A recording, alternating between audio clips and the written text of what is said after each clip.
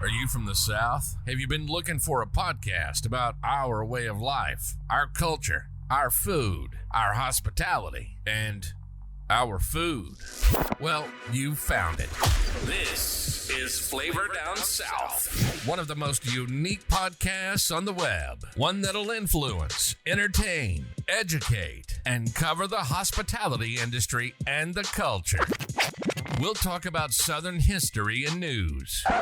And if I could interrupt, we will be talking about the food, right? We'll have on culinary pros and hospitality underdogs, along with industry pioneers. Let's do it, baby. This is Flavor Down South. Now your host, Rudy the Foodie. Yes, indeed. Welcome to Flavor Down South podcast. I am your host, Rudy the Foodie Rayfield Jr. I have to put the junior in there. So we back, got a special episode.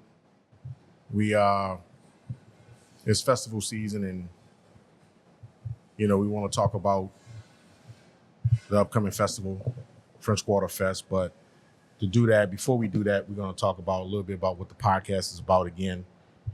Flavor Down South is a powerful, unique podcast that influences, entertains, and educates, conveys hospitality industry culture, history, and news that connects and unites people down south. I said down south. That's 10 states. I'll run them down a little later, but we got 10 states that we're covering. The goal is to expand an engaging relationship with an audience who enjoys culinary and hospitality underdogs. The stories, that food and beverage, the conversations, the news, while celebrating the talents and strength that powers our communities. So if you're someone who enjoys food and learning about down south food culture, you have finally landed on the right podcast. But before that, we want to shout out our sponsor, Dave & Buster's out of Houston, Texas, is our season 1 sponsor. They're located at 7620 Katy Freeway. We can all agree that Dave & Buster's is where you can eat, drink, play, and watch sports. So check us real soon for the late night happy hour. Discounts coming soon. Now let's get this thing started. The title of this episode is called Back in Stride Again. You remember that song by Frankie Beverly Mays? Back in Stride Again. So this particular guest serves as the president and CEO of Vaucresson Sausage, located in New Orleans, Louisiana. We're live in his restaurant right now, 1800 St. Benard. Is it Avenue or Street? Avenue. All right. So this is a Black restaurant accelerator. This guest is very, very dear to me. He's a family man, preservationist, 7-ward historian. He can tell you about your last name, and he is the king of sausage. So let us welcome Mr. Vance Vaucresson to the Flavor Down South podcast. Welcome, Vance. Thank y'all very much. I appreciate it. Man, you got a radio voice, man. Hey, man, you got to be ready to communicate when you can. You use what you got. Might have me a co-host. Oh, don't throw it out there. You might come back. Well, look, man. Nearly 2 decades, right? Nearly 2 decades? Nearly. Since Katrina, trying to come back and put our roots back in the neighborhood and serve our community. And so now you're back in stride again. What does that mean? What that means is, when most people, when you look at history, you look at situations in families, you'll have a great catastrophe or something that happens that makes you have to recalibrate and figure out how you're going to keep going. And for us, it was couple of things, parents' death, Katrina, family sickness, and you have to stay motivated and you have to stay persistent, because for us, or for me per se, being a 3rd generation business owner, when you look at the multi-generational business model within the African American community, you see that it's just really a rarity.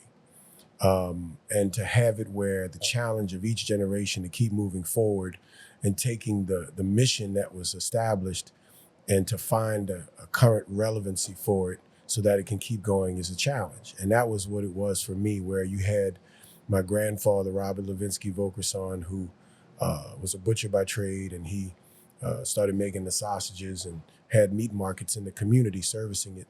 Then my dad, in that model, that multi-generational model, where the second generation then takes what is started and then takes it to the next level. And usually that's where you find the success. And my father, Robert Sonny Vaucresson, really had an entrepreneurial spirit. He opened a restaurant in the French Quarter, which is known to be the first Black-owned business post-Reconstruction on Bourbon Street. He opened it in the 60s. And then that was Vaucresson's Cafe Creole. Had about 10 years of existence, and then we moved on when the quarter started changing. But then he wanted to open up a sausage processing facility. He did a lot of other entrepreneurial ventures, and really took us to the next level, and then challenged his sons to see who would want to take on the mission to keep things going. And my older two brothers went off into other pursuits, and I decided to take the challenge, and of course he died 7 years after I came back from college and joined him, and then I had to keep things going from there. And then Katrina hit, and then we had to think about trying to come back and keep things going. And our office manager and cousin, who was my partner at that point, to really try to bring us back, she made decisions and she committed suicide. And so it kind of caused us to start over. Everything was just about starting over from where those particular catastrophes happened. But I just, for some reason, and trust me, I thought about it. I thought about letting it die, letting it move on, go and do some different things. But even my mother said, with Katrina, you have an opportunity to walk away if it's not what you want to do. Yes. Because she knew it was very hard on my dad. It was hard on our family to do this business model. But it's all I knew. I grew up in it. It was something that just, as Chris Rock said, it just kept calling me. Kept calling me. And so I just took it, and looked at it. And I'm going to give a shout out to a guy I was in school with. He was a little older than me. He was a business star at Morehouse College. His name was Richard Pringle. Richard Pringle went off to corporate America. And then when I was a senior, he came back and spoke to us. He left when I was a freshman. Came back and he said, I see the ceilings in corporate America for Blacks. And he said, if I had a family-owned business that I could take my talents and invest in, he said that would have been the greatest thing. He admired multi-generational businesses and the opportunities that presented it. And so I looked at that and I respected him, and it kind of a light bulb went off. And so at one point, my dad came back and said, look, I'd like you to come back and join the business. And so I took it as an opportunity to, one, spend time with my dad, because when I was younger, he was never home, always working, always following his business pursuits. So I saw it as an opportunity to work with him. And when you have these multi-generational businesses, to work and learn and really apprentice with that second generation moving into the third, it gave me a wonderful opportunity. Now, if we didn't fight every day, it wasn't a productive day, right? Because it was his ways versus some of the new theories I brought in. So it was a matter of that, but that was what kind of iron sharpened iron. Yep. You had to go against each other to kind of figure this thing out. Yep. And then when he passed on me, we had built something that we were very proud of, having full saturation in the local grocery store market, we were very competitive within the institutional bidding market in the city. And for him to die just kind of took the air out of me. But, yeah. So how are you feeling today? So like for real? Yeah. The new building is up. It's a beautiful facility. We're in here now. We had a chance to eat yesterday. The food was amazing. The service, the customer service, the experience was amazing. Everybody was greeted as we walked in. How do you feel today knowing that, okay, now we're back, we can settle in and we can start getting, the customers back in here? How does that make you feel? Well, I feel great. In trying to find out in this particular decision to what relevant business model could we reinvest in, and resources were few and far between. I just didn't quit. I just kept asking for help, looking for resources, and we were able to put together this package to redo this building. It was falling down, and we owned the building, but it was falling down on this major thoroughfare, and I never did like the fact of how it looked, and just didn't have at the time a way to, make it look better. But when we did, and we were able to rebuild this building and put it back in its original form. It was built in 1924 by an Italian grocery family, the Giangrossa family. And they had their grocery on the bottom, and they lived up top. So we put it back in its original model, but with a twist. We knew that after post-Katrina, this particular area of the 7th Ward was becoming highly gentrified. Right. The opportunities for people to live in a place that they lived for generations with their family, they couldn't afford to. Yeah. So we carved out 2 permanently affordable apartments, a 2-bedroom and a 1-bedroom in this building, so that we can give back to the community also by providing affordable housing to 2 families. So, yeah. And what's the square footage in total? Total building is about, I'd say about 3,700. And what's the cafe seat? What's the seating? Cafe standing capacity is 55 people. Seating, we have about 25 to 28. Nice. I'm gonna tell you, man. We as soon as I walked in the building yesterday, my partner and I, we had lunch, but I can feel the energy. I can feel the commitment, the perseverance that it took to get to this point. Let me ask you this: you said 3 generations, right? Mm-hmm. What did it mean to come back to the 7th Ward though? Because I know the 7th Ward means a lot to you, right? Right. There's just area alone means a lot to you. But what did that mean? Like, because you took your time. Although you had some setbacks and some things you were trying to iron out in terms of partnering, you meant that you wanted it to be here. So how important was that for your family and your values? For you to be in the community where you guys, have been for so long? Well, seeing what, Hurricane Katrina did to the entire city, right, and kind of did a reset. I saw the changes. I saw that things were changing, and we didn't have the same mix of people. We didn't have the same commercial mix of businesses. And our culture in New Orleans, the Creole culture, which has been misrepresented terribly over time and misunderstood, I wanted to come back and put roots back into our community. In whatever way it was going to come back, I wanted for our business to be an example of what was there and what it could be.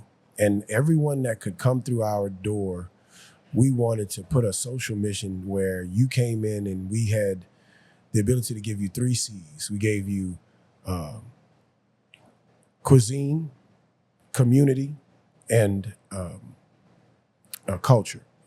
And those 3 gives us the ability to feed you, to bring back a sense of community that existed within this particular part of the city and different pockets of the city where people settled and had very distinct histories and family interactions. Right. And this was just a community. I mean, people knew each other. They knew their families. Yeah. They knew those surnames. And it was just a beautiful area that by necessity got very close. Mm-hmm. And they had a lot of traditional and cultural things that happened over time that were held very dear. And we just wanted to come back and make sure that we stayed as a representative of that right. history and culture and community. Now, you mentioned Katrina, and I know we all still, feel some elements of it in a certain way, whether it's memories, whether it's setbacks and things like that. You had to buckle down, right? You had to pivot. You waited your turn. You finally found your stride again. But again, we were faced with another disruption in COVID-19, right? The pandemic hit. Take me through your thoughts. Take me through your thoughts through that time. Like, what did you feel? Like, how emotionally, spiritually, what did that setback do? Well, I'll tell you, that brought me to a breaking point. We were already in building the building. Right. We were already in plans to come back. We were very heavily invested within the mobile vending with food festivals at the time, and it was pretty much what we had grown for ourselves participating in a lot of the festivals half of the year. It had gotten to the point. At one time, it was just 2 months, and then it goes all the way to almost November, December. So we wanted to keep our brand out there and still take advantage of that. And then when that was eliminated, we suffered. We suffered, and we had all of our eggs in this basket, redeveloping this, didn't have much resources, and just kind of, we had to do a lot of soul searching, a lot of, gritting our teeth. And really, I just wanted to finish this. I knew it was going to come to an end at some point. I just didn't know how we were going to look when it did. Yeah.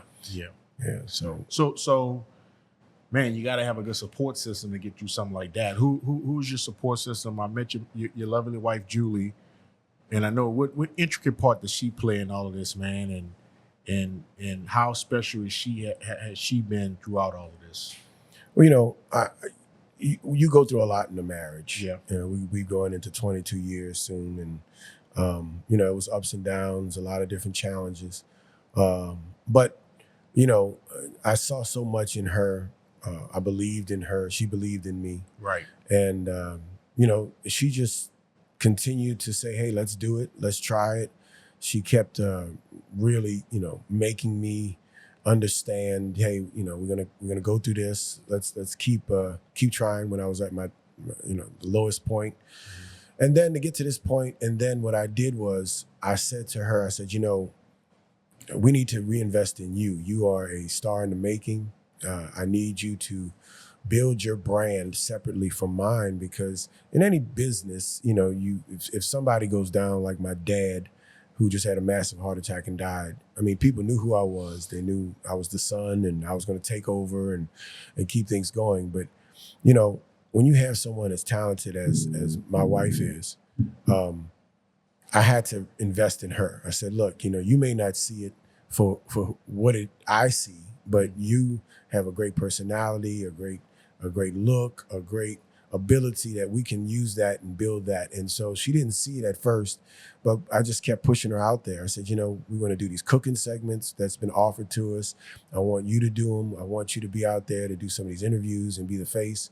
And so since then, she's developed a confidence. She's seen what our vision looks like, and she's taken it to the next level. She's developed a condiment line. Nice. And from we there, tried some of those mustards yesterday.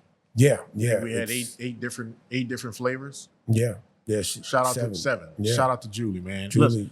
Listen, before we go further, I want to go back. Okay. Right? Because I want to make sure we touch on this, because I read something that I thought was absolutely amazing, and what I have been seeing throughout my consulting journey in food and beverage, and just helping families transition after whether a loved one passed away or they taking over the business.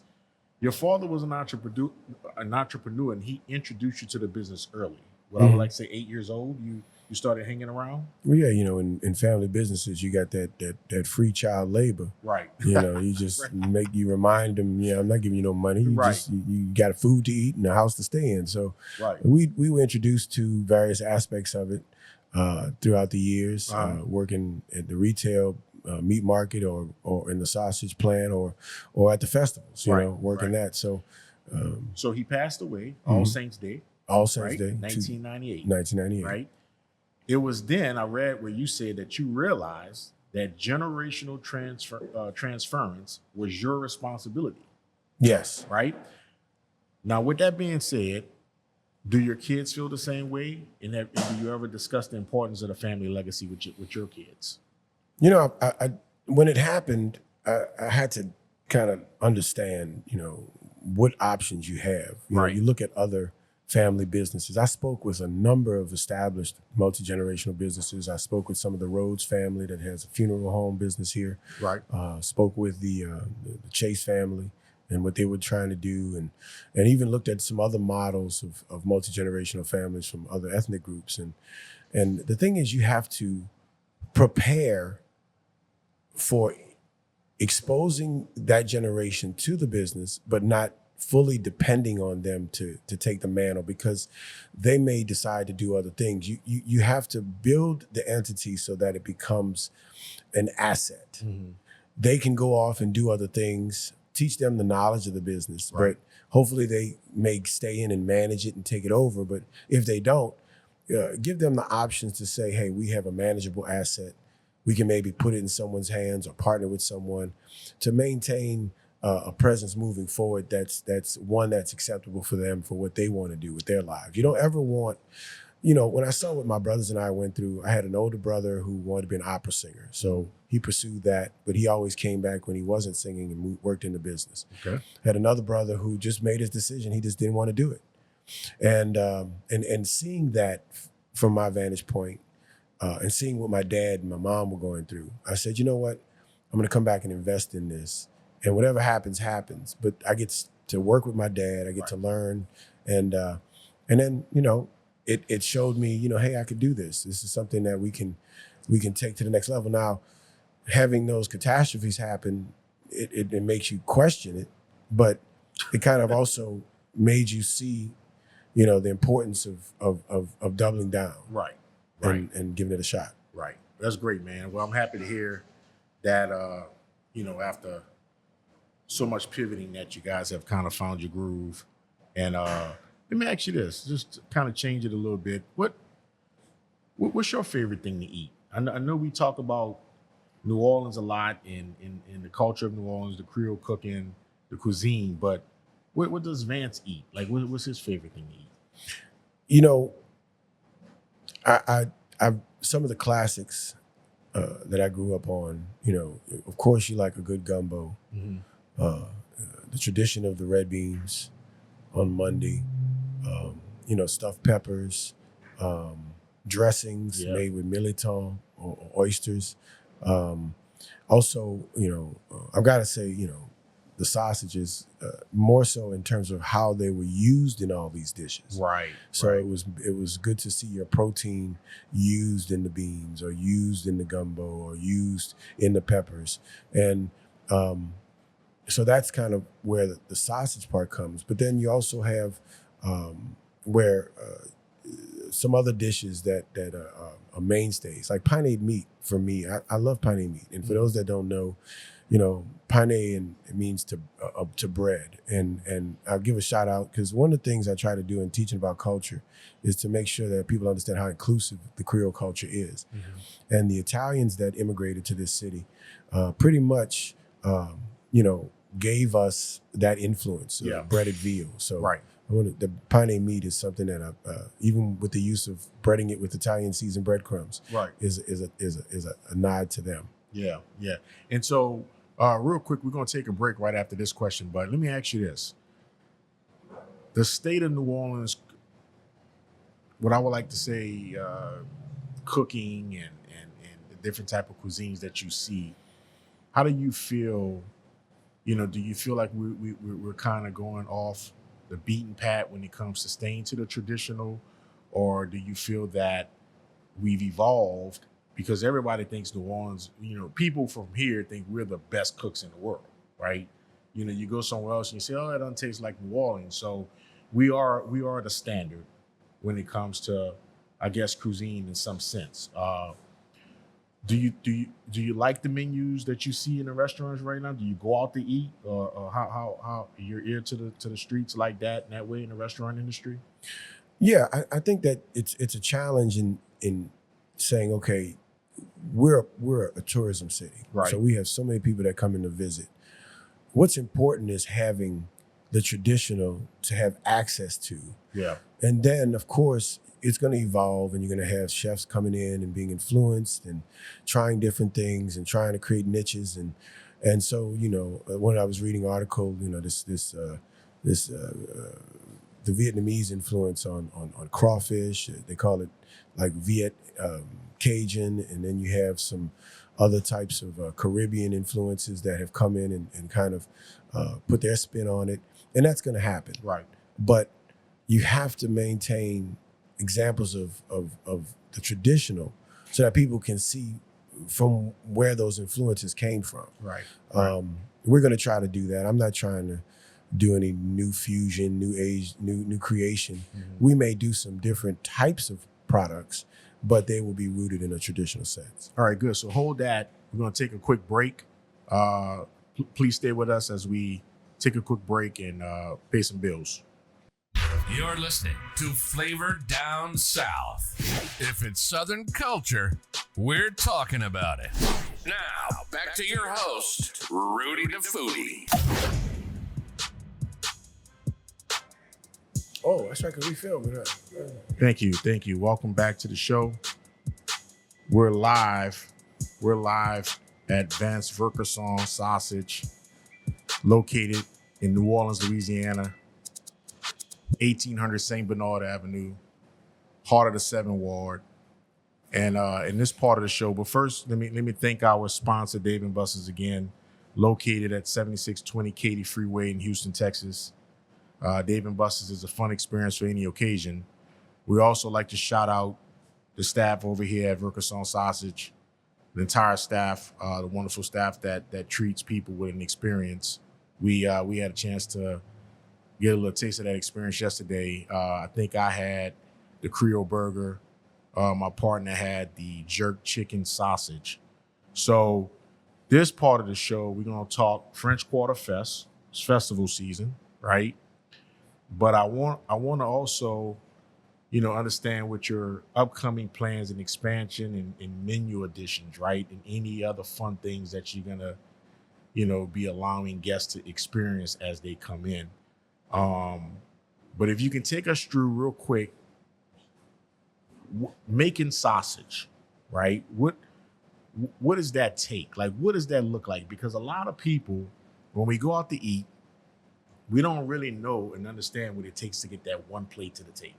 Mm-hmm. All the different steps, all the different vendors, all the different negotiations that you go through to get that one plate to the table, right? Right.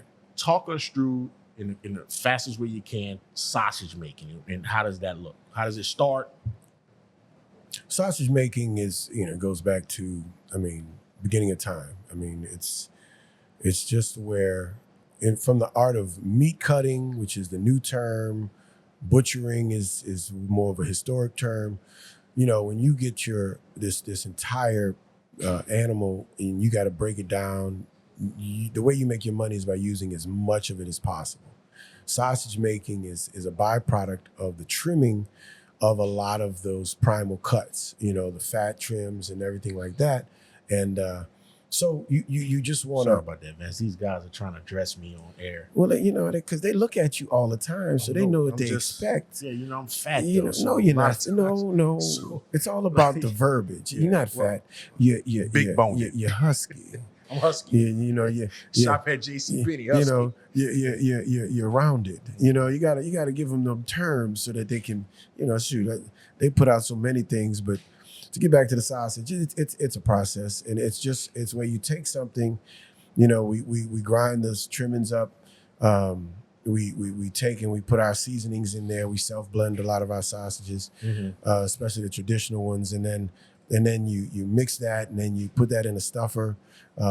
We can either stuff it with hog casing or imitation casing, synthetics, and then on the end product, you have what most people see, and you link that up and you present that to them. And then what I find is a lot of people don't know how to cook that sausage. Yeah.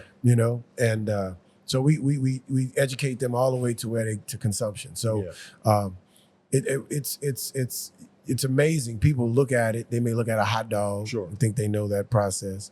But like Bismarck said, he said, there's two things you don't want to get seen done. That's making laws and sausage making. Oh my God. It's not the prettiest thing. Not the prettiest, yeah. But that's if you're going from slaughter. Now we don't go from slaughter. We go from prepackaged products and trimmings, and we take it from there. But we I respect the process. And I want to say, I know a lot of sausage makers in the town, and some people have said sausage king and things like that. I don't really, place that on myself because I have such respect for some of these multi-generational sausage makers. And I want to give a shout out to Kevin Bashman, who's been doing this thing within our culture. We've got a lot of other wonderful sausage makers in the city. Yeah. But I'm going to throw out to him because we're the last two within the Creole culture that represent for this community, and we're examples of taking that mantle and keeping it moving forward. But shout out to Kevin. Yeah. But again, it's really just making sure that when you're known within the misunderstood vantage point of the Creole culture, hey, we're the flag bearers, so we're going to continue to put this product out in a representative fashion. And even with some of the new products that we do, I look at what flavor profiles are coming out and what people are looking for. That's why we did the jerk chicken.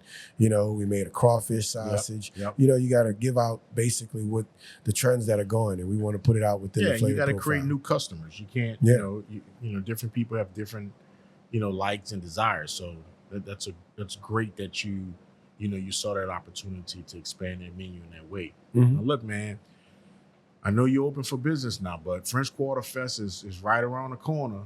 Oh, and and if it's the 40th year, Mm-hmm. right? You're in the same spot. Is that right around the cathedral? What's that area called? Is that Jackson Square? Jackson Square. If you're facing the cathedral on the left-hand side. All right. So now, are we opening? Are you going to open the cafe while French Quarter Fest is going on? Are you going to stay closed and move your staff out there? I know it's a tough decision.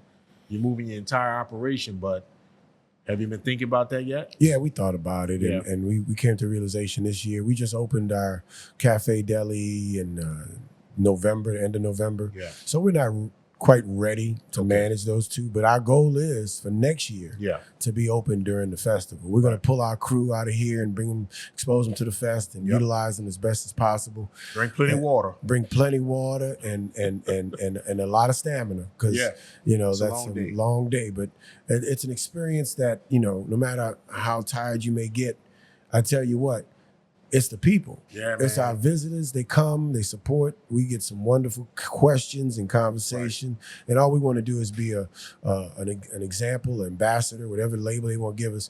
We just want to be a wonderful interface for these people that come to see us.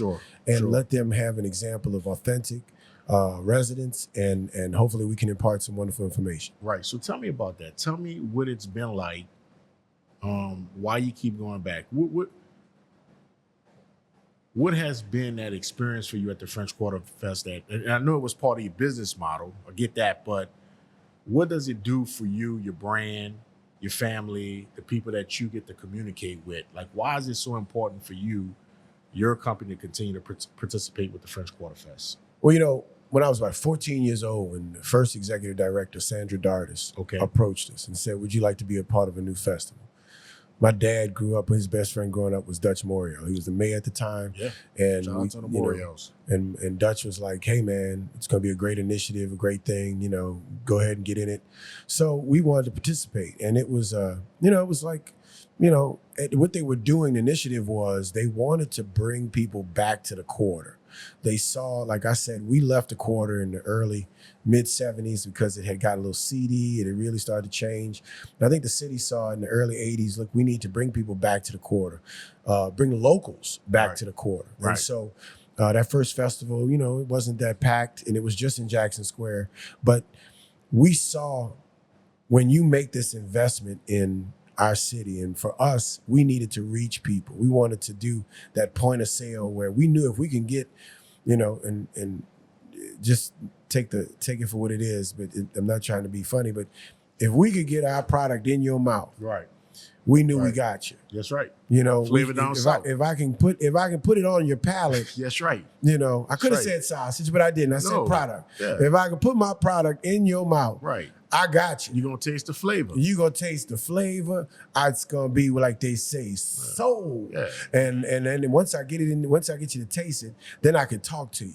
I could tell you, you know, one of the things about our history is those old people that used to sell on the street, they used to bark when they come and hit that block, whether it was the ice man, whether it was the vegetable man, whether it was whoever was coming to service the people, they used to bark. They used to say, here we come, coming down the street, watermelon, cantaloupe, you know, or you had the ice man, and people knew to come out their house and say, I need a block. Well, I take that tradition, and you come by the booth, I say, come get it, and it's good. It'll make your mouth feel happy, your tummy say yummy. It'll do for you what you want it to do. It's where the rubber meets the road and the road meets the rubber.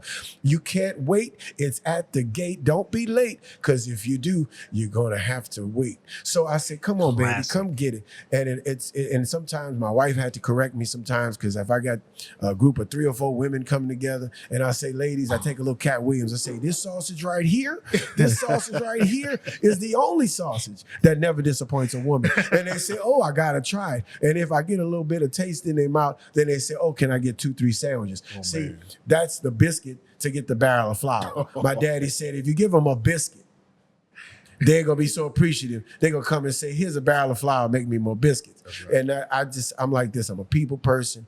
I wanna interact with people, but I'm the best salesman for my product.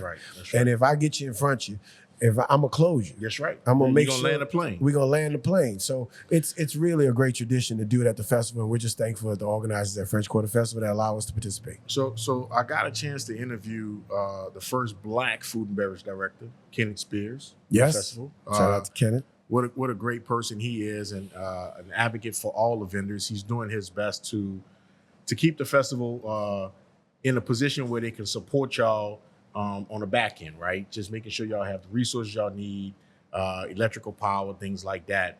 And how has the festival evolved, though, you think? I know it's a big festival. It's the Mint, you got a Riverfront, you got Jackson, but how has it evolved over the years? I tell you, it was at one time just in Jackson Square. Yeah. But this organization saw what they had, and they just kept building and building, and they saw they had to invest marketing dollars internationally throughout the country to get visitors to come in at that time. And I mean, now the footprint of the French Quarter Fest is throughout the entire French Quarter. It has grown so big. And the thing is that they were able to grow this festival to as big as it is and kept it free. Nice. You can come and just walk in and enjoy the festival. And I tell you, it truly gives the locals the ability to come out, walk around, see their people, eat some good food, hear a lot of good traditional jazz music, a lot of traditional R&B, a lot of traditional folk music that is rooted in this city. And I tell you, the French Quarter Fest is really just an example of truly what our city represents. You come here, you take a little bit of this, you give a little bit of that to the culture, and it makes us this true melting pot, or as we should say, gumbo, that once you put your spoon in it, you'll never forget it. Yeah, shout out to the French Quarter Fest. Shout out to all of the vendors. I think he got 67 this year. 67? I think so. That's a beautiful what they footprint. said. But anyway, shout out to the courage that it takes to go out there and put your product out there with all the elements of rain. And you never know what you're going to get. But I hope you have a successful festival. But we're going to get ready to close. But I got a few more questions. In my opinion, these are some important questions. Man, the state of the restaurant industry right now, particularly challenging around small businesses in New Orleans, right? Restaurant owners are having a hard time getting people in the doors. They just are. Whether we want to blame it on tourism, crime, whatever we want to blame it on, we really have to figure out a way to get people at least coming off the beaten path. What do you think some of the ways that your staff, you are trying to, what are some of the things you guys are trying to do to make sure we can get butts in the seats? That's one part. And then talk about some of the new menu items and new additions that you're going to add in the future to draw people in. Well, it's a challenge. I've entered into this new business model as a restaurateur, per se, in a fast casual segment. And it's a challenge. I mean, I'm learning as I go, and the challenge is really, you got a lot of other businesses that have popped up. You also have a lot of these mobile food vendors with these trailers and trucks that's also a competition. Yeah, and people cooking out their homes. Yeah, so. And you also have, with the delivery market, people have access to what they want, and they don't have to come into your brick and mortar. I agree. So the challenge for a brick and mortar is, how do we think outside the box to get people to come to your establishment? And we've got some great restaurateurs that have come about, young ones who are thinking out the box that I'm watching. Yeah. Shout out to Larry Morrow, what he's doing with his Morrow group. Superstar. Duke Chase, who's expanding his family brand and what they're doing. And so you have to look at what you're doing, do it well, and then see how you can grow specific to your brand Right. and what you do. And that's what we're trying to do. So one of the things I tell people when I go in and do any engagement is it's about repeat customers. Mm-hmm. So what I notice is the way that you guys welcome people, the way that you guys make people feel at home. To me, that's the best marketing tool that you could have, is to make them feel at home. That's why I keep coming back. You know my name, you know what I like, and when I come, I can bring a guest. I know that they're going to be treated the same way. So I think that what I would like to see is the customer service experience improve in the city. What do you think about that? You know, that's a challenge. I think that, I give respect to Chick-fil-A Oh, Chick-fil-A, and what they've been able to establish within the customer service market. Yeah, but that's the Disney customer service model. Yeah. I studied it, right? Yeah. From the curb appeal, from when you drive up all the way to the condiments that you are given. Mm-hmm. It's first class all the way. And they don't accept anything else. No. So the culture that they have built is it's my pleasure. Mm-hmm. Right? Mm-hmm. So and with that concept, which is, and you're right, the Disney model. You go to Disney, yeah. the price points are ridiculous. Yeah. But you dismiss it Yep. for the experience. For the experience. You go to Chick-fil-A, they may have a higher price point. Yep. But you're going to dismiss it Right. because you would prefer that experience of customer service. Exactly. I want, when you come in here, to have an experience where you come in, we engage you, we talk to you. If you want to talk to us, ask us questions, we give you information. We make sure that when you leave our threshold, that you're thinking about telling somebody about the experience, thinking about when you're going to come back. Yep. And the beautiful thing is, since the short time we've been open, we have regulars. Nice. We have people that come, and they're different demographics. Yep. We get Asian, white, old, young, and even when we're going to try to grow for us, our visitors, our tourists, to come and experience this, because if we can get on that model where you come in and you know to come by us to get that experience, Yep. then I think we can survive over time, because our greatest industry is tourism. Yeah. So with that, what are some of the, I mean, I know you got daily specials that you're running. We got the po' boys that we can order. You can apply for alcohol permit, or you already have. We're in the process of that. What menu items can we look forward to in the future, and which ones we should come and check out right now? Well, we're going to, I'll never forget, Lil Dick Chase told me, he said, look, man, do what you do. Don't go too far out of what you do. And so we're going to always do sausage. We're always going to do po' boys. Yeah. So we're going to keep po' boys and keep putting newer ones on, expanding what the offerings are, the toppings. Nice. We're also we've evolved to doing weekly specials. And those particular plates are rooted in the indigenous cultural foodways. So we do, we make it stupid and simple. Meatloaf. Yeah. We do it well. Like We do pork chops, some other pork chops. We do some smothered seven steaks and do those. We want to have lifesavers. some pine Seven meat, steak was a lifesaver. shrimp and grits, catfish and grits, catfish fried or grilled, taking some of those proteins that we're known for in this area that we have access to from the waters and utilizing them. So we're not trying to, we're not trying to fix what's broke. We're just trying to oil that wheel and make sure that we participate within a food genre and do it right. Nice, man. So as we close, is there anything that we haven't covered that you would like to maybe share with the audience, let people know? Well, I want to say, when you come to New Orleans and you want to venture into our city, make sure that you take a little time to understand the culture. Our umbrella culture in this city is Creole. Cajun is a subset of that Creole, that Cajun Creole experience. Those Acadian Creoles have given such a great subgenre of food that has been a part of this area. But you also got to look at the Sicilian Italian contribution. You got to look at the Irish contribution. Shout out to the Brennan family. You got to look at the Vietnamese and the Filipino food contribution to this, which is the yakamine and some of the other Asian influences. All these different influences that we have in this city. You've got to look at this port being one of the busiest ports in the history of this world, and the people that have come through here, even the Haitians that have come and have contributed. Yep. We want to make sure that they are represented and that they're talked about, and that people understand of their contributions to our foodways and to our culture and to our aesthetics and our facades on our neighborhoods. This is an inclusive city historically, with all of the challenges that we have today, with people misunderstanding and still trying to segment and not include people.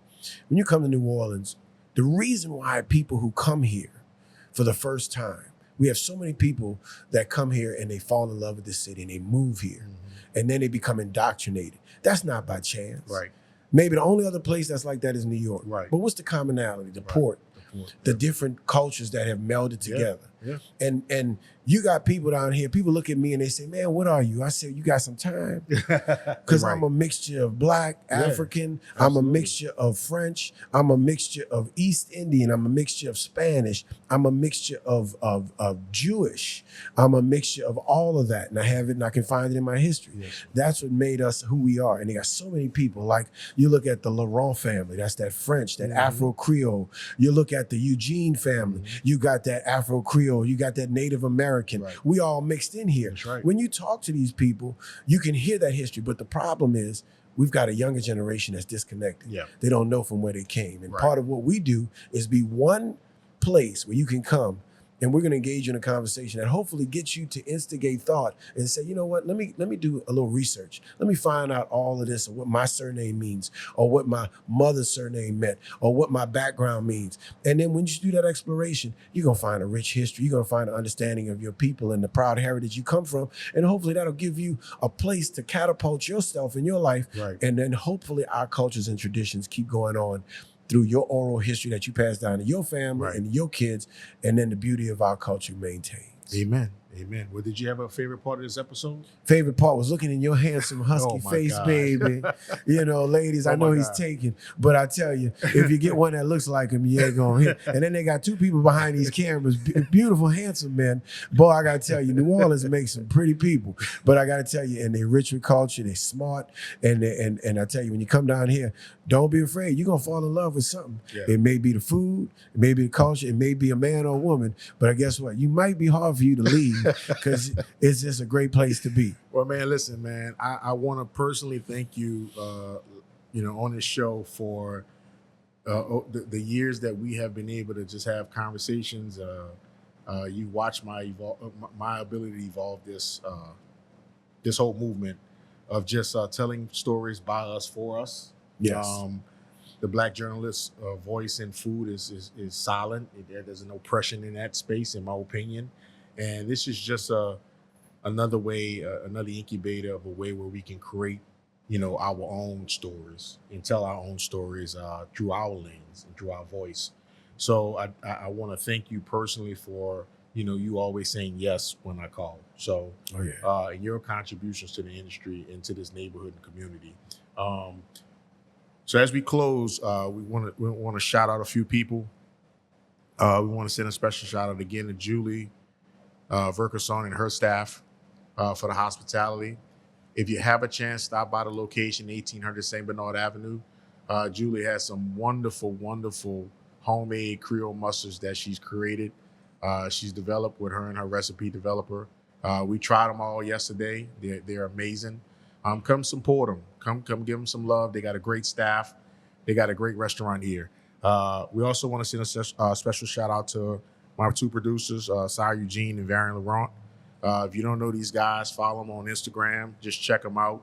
Vance Laurent has a great history in this city. He was the first Black artist for the French Quarter Fest. As we talk about the French Quarter Fest, Cy Eugene participates and he works in the film industry over the last 18 years. And those two guys have been a rock star for Flavor Down South. My advisor, Mark Belanger, who you went to high school with, Beyond Bourbon Street podcast, for all the help that he's given me. He says hello. Rashawn Klein over at Dave & Buster's in Houston for their support and investment in Flavor Down South. My family and friends, and of course, God. We hope that you'll join us for future episodes. We continue to share untold stories. You got one more thing, man? I got one more thing, and I'm going to help y'all close this out right. Make sure you go to VaucressonSausage.com. to see our online presence and order some stuff to ship. But I want to leave you with our jingle, because to make sure it stays in your memory, it goes like this. It goes, oh, we got that good sausage. Go get your buns. We'll put them together and have some fun. Hey. I'll bring that mayonnaise, that Creole mustard too. We'll eat that good sausage. Come get that Creole sausage. Oh, yeah. We'll have that good old sausage from Vaucresson to you. 1800 St. Benard. Hey, man. Well, listen, I thank you again. We appreciate the support. We look forward to sharing more stories. I'm Rudy the Foodie. I'm your host of Flavor Down South, and we'll see you next time. Thank you. Peace. You've been listening to Flavor Down South. Rudy's been in the hospitality industry for over 25 years, and his passion is anything Southern that connects our people. We hope you've enjoyed the show. Make sure to like, rate, and review, and share it with a friend. Pass it around, and find us on social media. See you next time on Flavor Down South.